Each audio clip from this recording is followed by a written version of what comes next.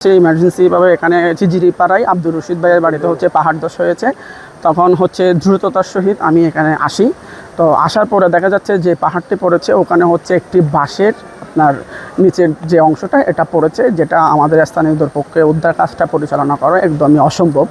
তো সেই কারণে ইমার্জেন্সি ভিত্তিতে হচ্ছে কক্সবাজার ফায়ার সার্ভিস ইউনিটকে কল দেওয়া হয়েছে। ওনারা হচ্ছে দ্রুত রেসপন্স করে ওনাদের হচ্ছে 2টা টিম এখানে আসেন এবং ওনাদের সহযোগিতায়, স্থানীয় কিছু মানুষের সহযোগিতায় আমরা হচ্ছে তখন যে এখানে হচ্ছে পাহাড় ধস হয়েছে ওখানে হচ্ছে আমরা উদ্ধার কার্যক্রম পরিচালনা করি।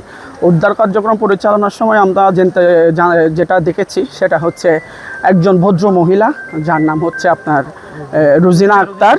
ওনার বয়স আনুমানিক হচ্ছে 32 থেকে 35 হতে পারে। ওনাকে হচ্ছে উদ্ধার করা হয়েছে।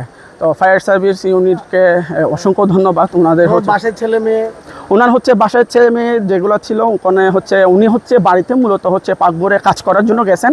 তো কাজ করার একটুখানি আগে 1 মিনিট আগে হচ্ছে তার বাচ্চাদেরকে নিয়ে বাবা হচ্ছে বাইরে হয়েছেন। সেই মুহূর্তে হচ্ছে ইনস্ট্যান্ট ঘটনাটা ঘটছে আর কি। তার বাসায় তো মেহমান ছিল। জি, তারা হচ্ছে পাকঘরে ছিল না, তারা হচ্ছে যেটা বারান্দার রুম ছিল ওখানে ছিল। উনি একমাত্র পাকঘরে ছিলেন, যার কারণে হচ্ছে উনি ভিতরে পাহাড়ের মাটির মধ্যে চাপা পড়েছে আর কি।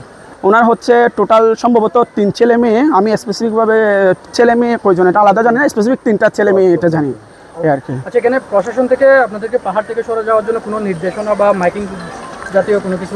জি, টানা 5 দিন ভারী বর্ষণের কারণে কক্সবাজার জেলা প্রশাসন, কক্সবাজার সদর উপজেলা প্রশাসন, পাশাপাশি হচ্ছে জিলংজা ইউনিয়ন পরিষদ যেহেতু জিলংজা এলাকা, আর হচ্ছে কক্সবাজার পৌরসভা থেকে হচ্ছে আমাদের স্থানীয় জনসাধারণকে সচেতন করা হয়েছে বারবারই। তো আমাদের এখানে ইমার্জেন্সি প্রয়োজনের তাগিদে কিন্তু আমাদের বাসা বাড়িতে যাইতে হয়, আপনারা সবাই জানেন। তো সেক্ষেত্রে ইমার্জেন্সি প্রয়োজনে যেহেতু ওনার বাড়িতে মেহমান আসছে, ওনার ইমার্জেন্সি প্রয়োজনে আসতে হয়েছে, যার কারণে আসলে যেটা হচ্ছে কপালে নসিবে ছিল আর কি, যেটা আল্লাহ তাআলার প্রদত্ত। তো তখনই হচ্ছে ঘটনাটা ঘটেছে। এখন যে মৃত্যু হয়েছে এটা কিভাবে নিশ্চিত হয়েছে? এখন যেটা মৃত্যু হয়েছে সেটা হচ্ছে ফায়ার সার্ভিস এবং স্থানীয়দের সহযোগিতায় যৌথ উদ্ধার কার্যক্রম পরিচালনার পরপরই ওনাদের ফায়ার সার্ভিসের যে ডক্টর টিম ওনারা হচ্ছে নিশ্চিত করেছেন উনি হচ্ছে মৃত্যুবরণ করেছেন।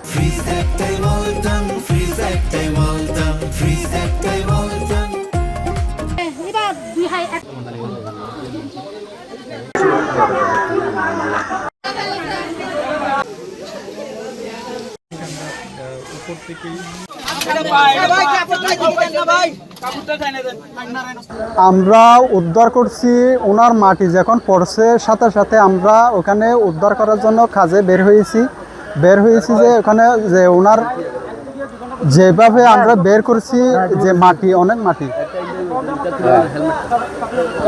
আপনারা কে উদ্ধার করছেন?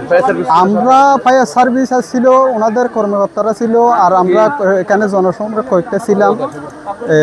আমরা যতটুকু পারছি ইনশাল্লাহ উদ্ধার করছি। কেন এটা মূলত বাইর হান্দা যাবাই মরে গিয়ে হান্দা বৃষ্টির সময় কিভাবে দেখতেন? আনো দেখি আরা খবর পাই দে আরা দূরে শুন না চরি বাড়ি আই ওরা মেডিকেলে দেখি দিন, মেডিকেলে তো পুরাতে দেখি দে আর ভাবি রে।